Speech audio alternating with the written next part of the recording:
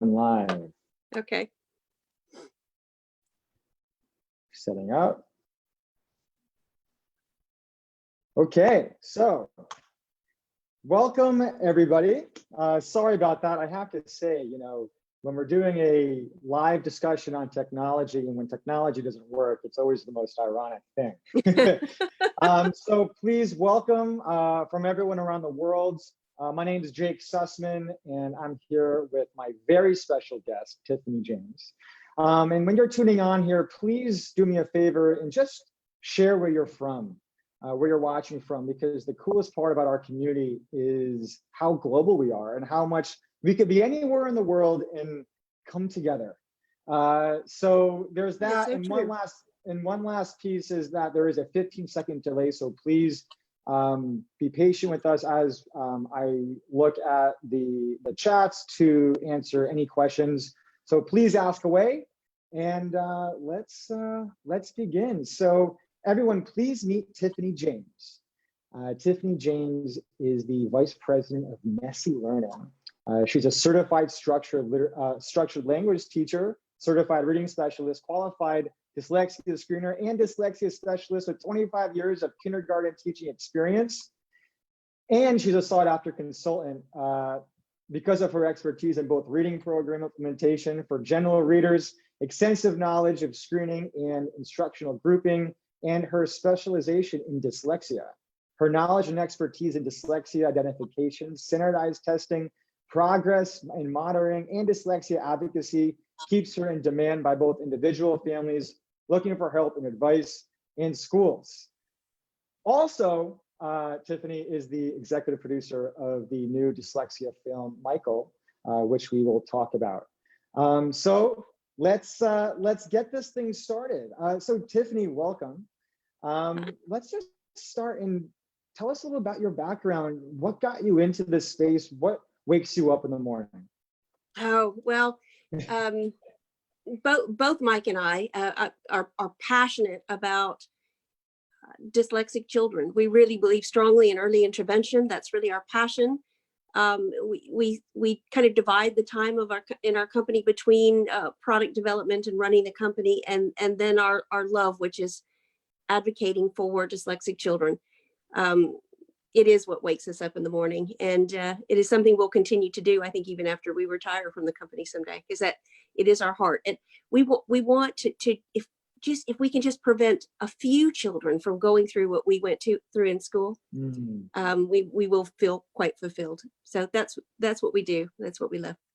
Absolutely. I mean, that is so special and important, because I always say that when one overcomes adversity or an obstacle, I say that we have two options. Now, there's no wrong answer here, but we either can live our life knowing confidently that we overcame such obstacles, or we can dedicate our lives to making sure no one goes through the same obstacles again. And that's why you and I have very similar missions with what we both do. And I really admire that and respect that a lot. So really, thank you for that. Well, thanks, and it's an honor to be here with you, because I'm a fan of the work that you do. Building up children's self-esteem is just a precious gift, and so you're providing a service to the community, the dyslexic community, to children around the world, and you're giving them gifts that they're going to take not only in their lifetime, but they're going to have these and they're going to pass them down to their children, and even their grandchildren will benefit from this, because you're helping to heal lives. So it's a wonderful thing that you do. Wow. So I'm honored to be here. Thank you so much.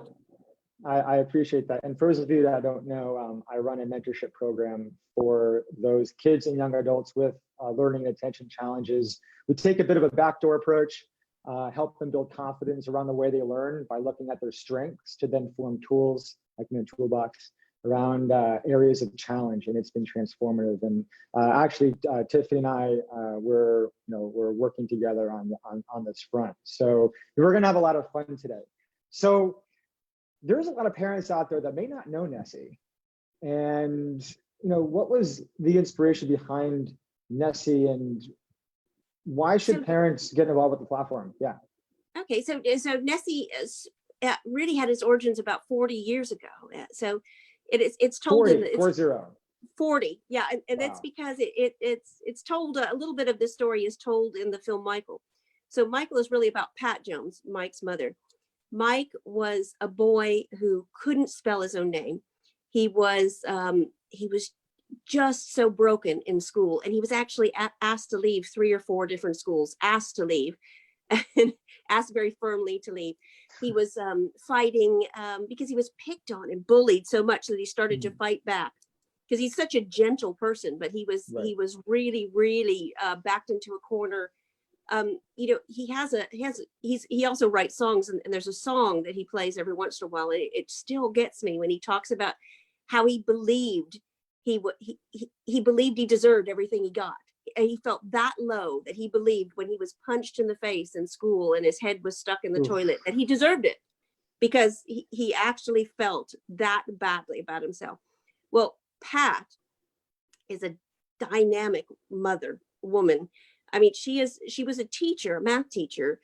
She was at home with her kids at that point, but she just realized she was going to figure out how to fix this problem. She was going to dig in like a lioness of a mother and figure it out. She didn't know what she was going to do, but she knew she was going to figure it out. So she started to read everything she could about dyslexia. And then she went to the United States and got herself trained, and she got some training in the UK. She took him out of school, and because the schools couldn't help him. And so she developed a way of teaching him, homeschooled him, sent him back to school. And then he went to the top of his class, and he stayed at the top of his class, and he even graduated at the top of his class in law school. So from a boy that can spell, yeah. I mean, he says to this day that it is his mother. He does not know what would have become of him if he didn't have his mother. His mother completely changed the course of his life. And since then, she's changed the course of the thousands of lives, because what happened is people started to come to her and say, can you help my child? And she started around her kitchen table, and she would help children. And then she ran a dyslexia center in a school. And then she opened the Bristol Dyslexia Center 40 years ago. And the teachers, psychologists, speech therapists, occupational therapists that work there have developed over the years all these great methods. And then the way that Mike got involved is he finished law school, and he was here for the summer in Bristol, helping his mom out, answering the phone, and parents started to call and cry, and it touched his heart so much. And he that summer he really gave it a lot of thought, and he thought, I'm really not called to be a lawyer. I'm called to work in this space. I'm called to be a teacher. So he went back to university, and then got a degree in dyslexia specialty qualification. So he came back as a reading specialist, went to work for his mother. They worked together, the two of them, mother and son, for many years. And later, about 1995, 1996, he started thinking, there are all these great materials, and they're helping these kids right here in Bristol. But and honestly, they're helping children whose parents can afford to send them for private tutoring, which is a wonderful thing, but not everyone can afford to do that. Yep. So let's take these great methods, put them onto a computer program. And they actually started on the internet way back then, but schools didn't want the internet because they didn't have the capacity. It was a new thing. It was really new at that time. It was. So then they switched from the internet to putting them on the discs. And so they sold discs. So discs were sold for quite a while. Pat and Mike sold discs, and then eventually went back to the cloud several years ago. But that's how Nessy was born. It was born in its entirety in 1999. But the center was born in the 70s. So a long time. So that's the story of Nessy. And now Nessy's used it. We have people in about 192 countries that are using Nessy. It's well known in the United Kingdom. It's becoming known in the United States. We've only been there for a few years in the United States. It's used in many other English countries. Even used in, we have a great fan base in Taiwan, where they're using it to teach English to children. Wow. You see that? I mean, this story began all the way from Michael, The story began from Michael. Yeah, it's a story of a mother, and I mean, I'm a mother of dyslexic kids, and there are so many of us out there. We know this feeling. We know this feeling of, Right. we will fight for you. We will make this happen. Mhm. And, we become very effective as mothers, as parents in general, but it tends to be, most of these groups have a lot more women than men. When we band together, there's collective power, when mothers Right. get together and say, we are going to make a change in this school, Yeah. in this school district, in this state. And they're really doing that all over the United States. I mean, they're just kicking rear, aren't they? They are. And The all your mothers decoding watch. dyslexia. Yeah, all you Yeah. mothers watching this, give yourself a shout out. Seriously, like I want to see those like and heart comments coming out, because you are rock star super moms. That's what I call this. You are a super mom, Tiffany, and all of our moms out there that are really pushing. It's a tough world out there. And let me tell you, my angle that I come at this is that I'm coming at from the perspective of your kids, Yeah. right? I'm your kids, Yeah. because I've been through it. I went through Yeah. it. You know, in Yeah. 6th grade, I was told I was 3 grade levels behind in reading, three Yeah. grade levels behind in 6th grade. And I was forced to read out loud in class in front of everyone. That's so 25 kids. So humiliating. Yeah. And that was just the beginning. But what happened from that was I not only was labeled a behavioral problem, Yeah. but the school wouldn't look past my behavioral problem. I became paranoid. I became full of fear, anxiety, and stress. I developed tics. If any of you watching this have kids that have tics, I had the worst tics. Yeah. And I wasn't sleeping at night. I was afraid, you know, and all of those behaviors came just from being in the wrong environment. And that's what I believe. It's like when we can look at our strengths and what we're good at, working past the labels, we actually can find something that we can hold true to ourselves. And that's actually, it's funny because it's a similar story with me, where when I graduated college 2.5 years ago, I graduated from the University of Hartford. And I came out and I was working for a company, a startup, you know, and totally not what I'm doing now, but it was, and, you know, I actually enjoyed it. It was great. A lot of fun. I was, you know, building sales territories. I was really doing well. But I'm like, you know what? There's some more going on, that we have an opportunity to have a voice and represent the kids. And that's why this is going to be a fun conversation, because you're such a great representation of our moms out there that are working so hard and going above and beyond. And then we have this perspective of the very kids that we're advocating for. Yeah. Okay. So yeah, that's really, really great. And again, for those of you guys watching, please ask away. Don't hesitate to ask questions. I'm watching these comments. So please just don't hesitate. We're going to get right to it. Okay. So technology. All right. Technology we have a lot of conversations about this, because when you think of technology, most of us can think of something destructive. Oh, cell phones, social media, computers, and all of that. But at the same time, technology has transformed our world. Oh, it has.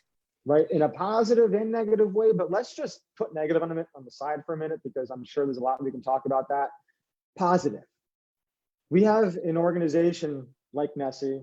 You know, I run a virtual mentoring program, so it's all virtual using technology. But it has transformed the way we reach kids. So how have you seen Nessy, and with your mission, transform, like, how has this made it easier for you to reach kids? And just what have you seen as the result of the rise of tech in education? Those are fantastic questions. First, I will say that, that when we talk about tech in dyslexia intervention, or in reading instruction as well, there are kind of two separate genres. There's instructional tech, like Nessy, and there are other programs as well that are audio books, those types of things that are instructional. And then there's assistive technology, which is a whole different ball game. Our focus is, of course, on instructional tech. Now, one thing that Nessy has done is made it. So I'm a reading specialist. I would have responsibility for many children at one time, or even back when I was a teacher, back when I was a classroom teacher, I would be responsible for many children at one time. And the early childhood teachers out there and the primary age teachers out there will probably agree with me that as kids go through school in the beginning of school, their ability levels really stretch out. So you're going to have a class of kids that have so many different needs. I mean, and then there's only one person in there. There's one teacher. She's trying to take care of, say, 20 children that need very different things for their literacy skills to develop well.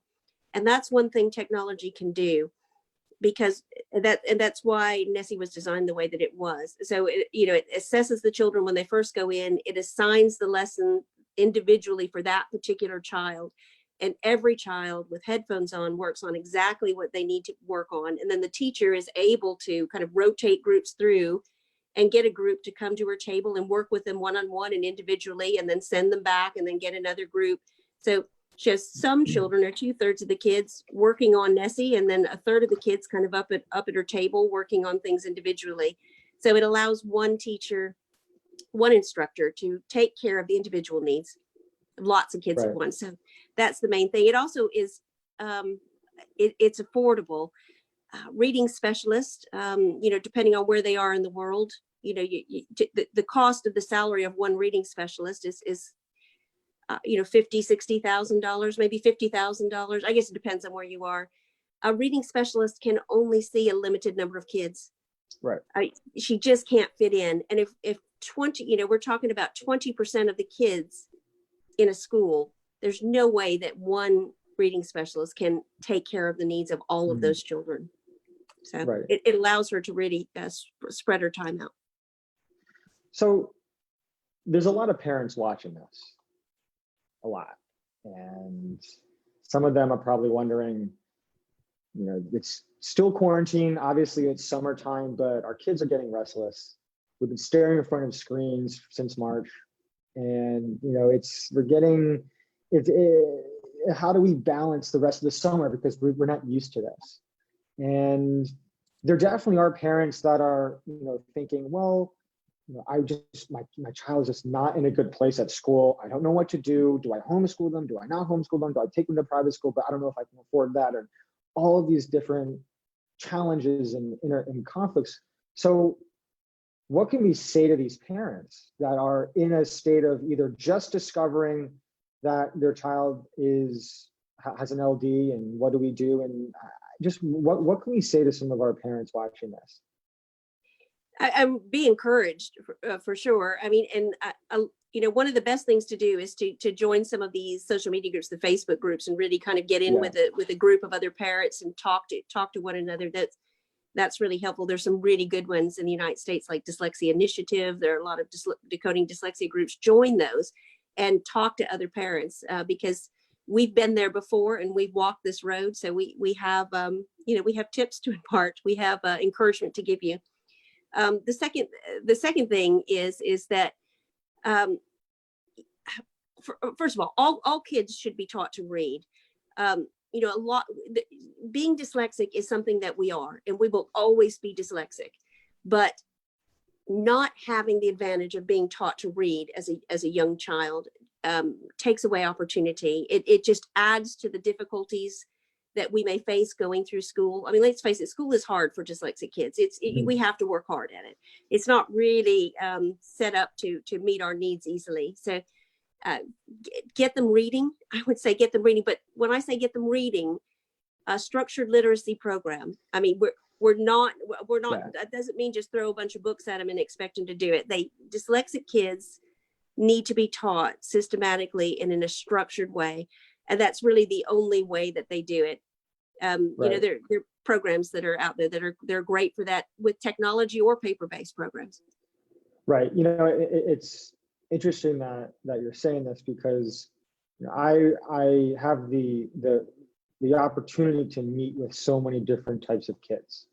Yeah. And most, if not all of them, the ones who have dyslexia, end up blaming their ability to not knowing how to read on their dyslexia.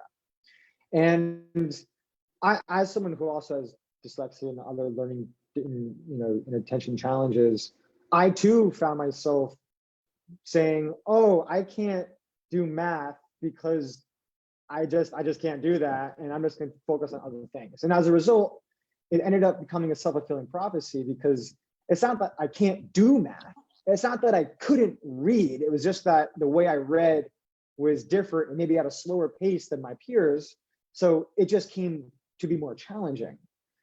So when I speak to someone who's like, oh, I can't read because I have dyslexia, I ask, can you actually not read, or is it really challenging? Because there's a huge difference. There's a huge difference If between we keep that. telling ourselves that I can't read because of dyslexia, reading is going to become a self-fulfilling prophecy. That's something that I personally believe, because I've experienced it also. Like when it came to math, for me was like my biggest challenge. Reading, I ended up, I'm an auditory learner now. So I understood that. That was my obstacle, was the fact that, that plus, learning how to decode the words and all that. But really the auditory piece was was huge. So I think, at least for me, and I'm curious what you think about this, because when it comes to labels, I always believe that it's important to embrace the labels,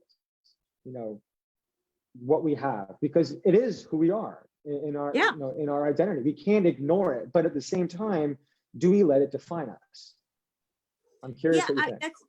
That's an interesting conversation. A lot of people feel differently. I'm fine with it defining me personally, because I feel there's no shame in having dyslexia. And I also have dysgraphia. There's no shame in that. And to me, it's no different than saying, oh, well, she's a brunette, or, she's a mother, or she's an entrepreneur, or she's petite. It's just it just describes part of the person I am. So I'm not only dyslexic. I'm ADHD too, but there's a lot of things that I'm an artist. All of those things define me, and I'm not, it doesn't bother me at all. I'm not ashamed of that label, because it is truly a part of me.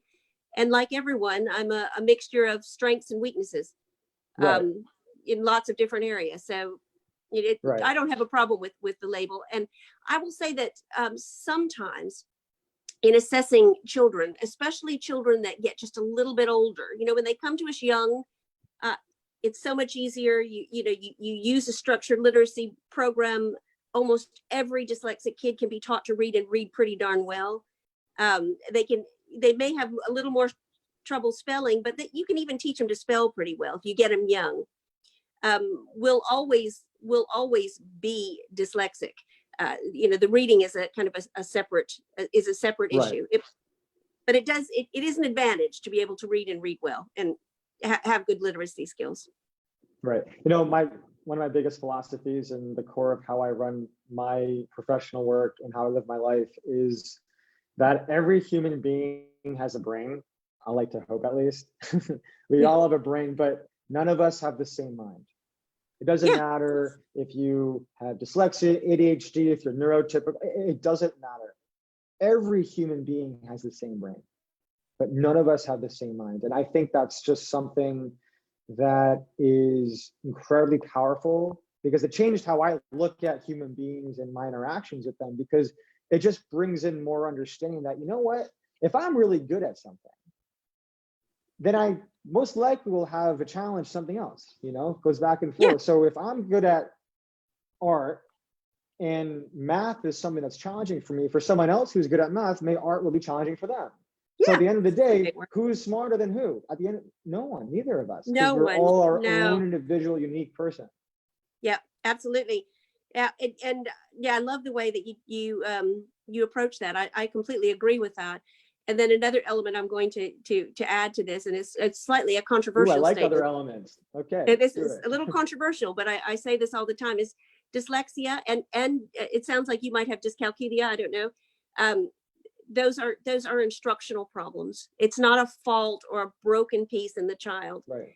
It is truly an instructional problem. When you teach them using methods and ways that work for them, they just learn. They learn to read, write, spell, and they learn to add and subtract.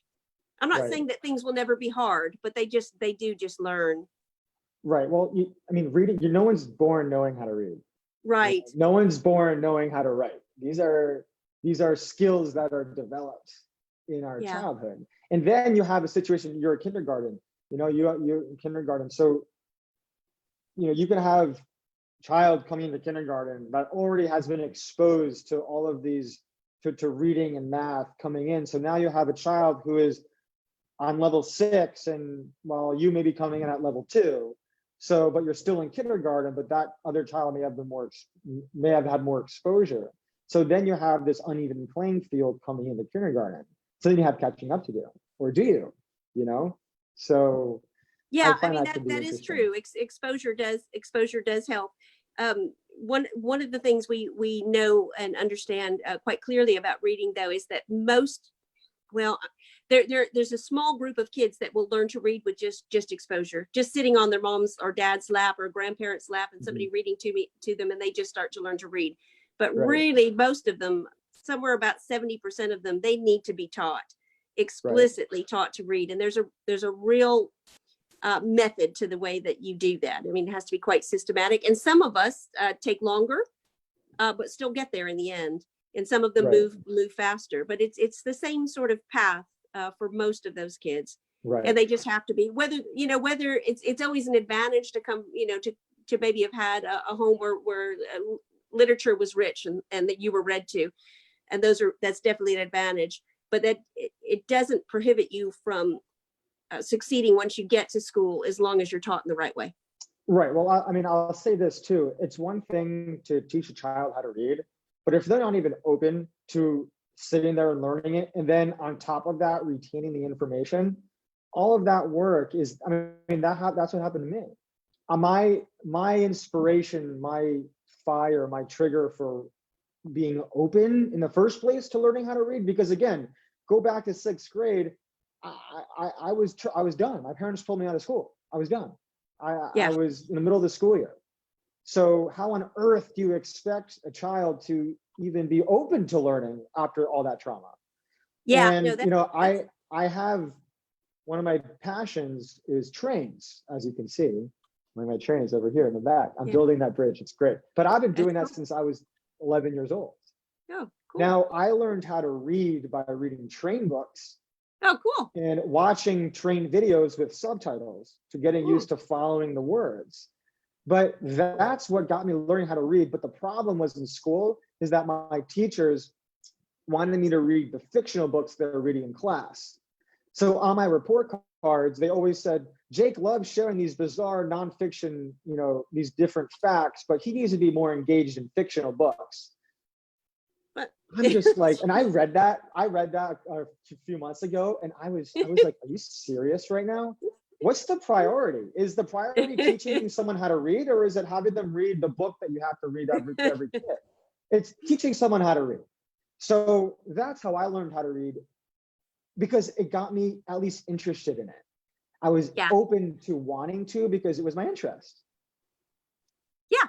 And I would argue that when you were about 5 years old, 6 years old, you weren't ever instructed in a way that you could learn when you were 5 or 6 years old, or you wouldn't have gotten to you were 8 or 9 years old, or because you would have already been reading. And you obviously still let a child be guided by their interest, whether that's fiction or nonfiction. That's just silly. You just let them read what they want to read. Right. But yes, I would argue that that's someone somewhere didn't know how to teach you when you were 5 or 6 years old, because that's the best time to teach a child the basics of literacy. Really? Okay, that's good. You got that, parents? Everyone watching this, 5 to 6 years old. That's it. That's the best time to teach. But also, sorry to interrupt you, but no, I think we have like the 5 to 6 years old piece, which I absolutely, you're absolutely right on that. I work with some kids that are in high school, some in college, and even in the 11 to 14 range. And it's amazing because I do have kids who hate reading, that get triggered. I used to have severe stomach pain when I would read. Yeah. I would curl up in a ball and cry. So I have some kids that are similar to that, and the work that we were doing, it was transformative, because by we weren't even doing reading, like because the approach was less about, okay, because I'm not trained to teach a child how to read, but what I am doing is teach them how to overcome an obstacle. Yeah. Because Here's the obstacle of reading, and then there's the physical reading part. So you have two things you have to do.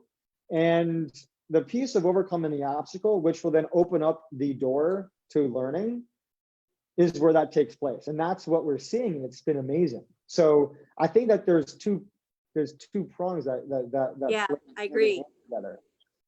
I completely agree. So owning centers, I own some centers in Texas as well. And oh, where in Texas? In West Texas, oh, in Western okay. in the Permian Basin.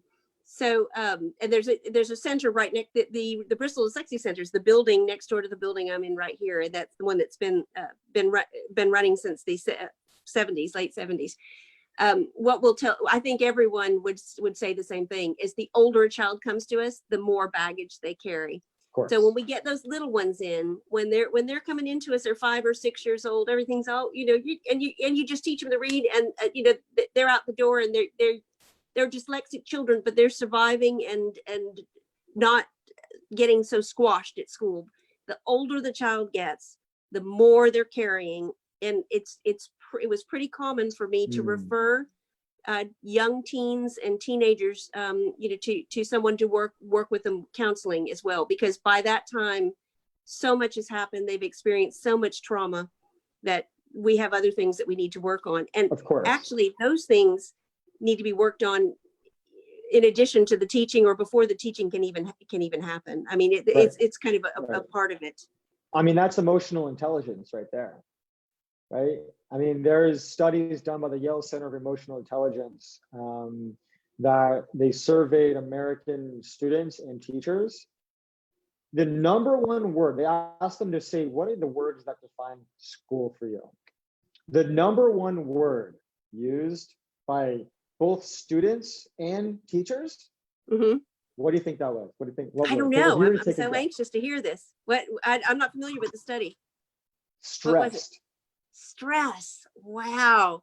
That's interesting. You're talking about a system of teachers who are stressed. Yeah. And students who are stressed. Yes. You have a problem. This is more, that's why, for those of you watching, please, there are bad teachers out there 100%, but you know what? A lot of these teachers they're like trapped in the system. They can't absolutely do anything. So yes. Oh, yes, absolutely. Yeah, it really doesn't have to do with a bad teaching. Yes, they're trapped in a system.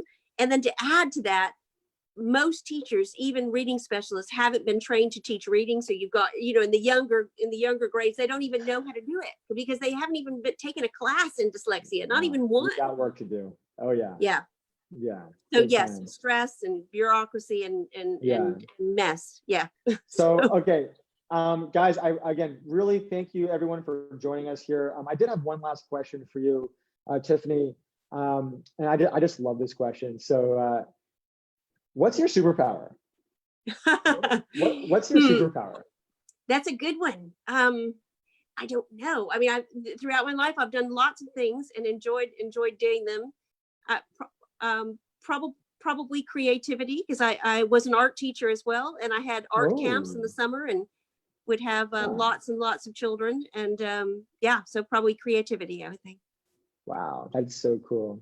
That's awesome. Well, really, thank you so much for joining us. How can people contact you or get in touch with Nessy? Where can we send them if they're interested? Just Nessy.com, and the Nessy Facebook is very active, and we love to talk to people on the Nessy Facebook. We have almost 250,000 followers, and we reach between 2 and 8 million people a month, and we continuously have the highest engagement of any dyslexia page in the world. So but we're here on the other side, and we love talking to parents and teachers, and we love talking to you. So reach out to us. Such great work. Great. And I'll post that information in the chat.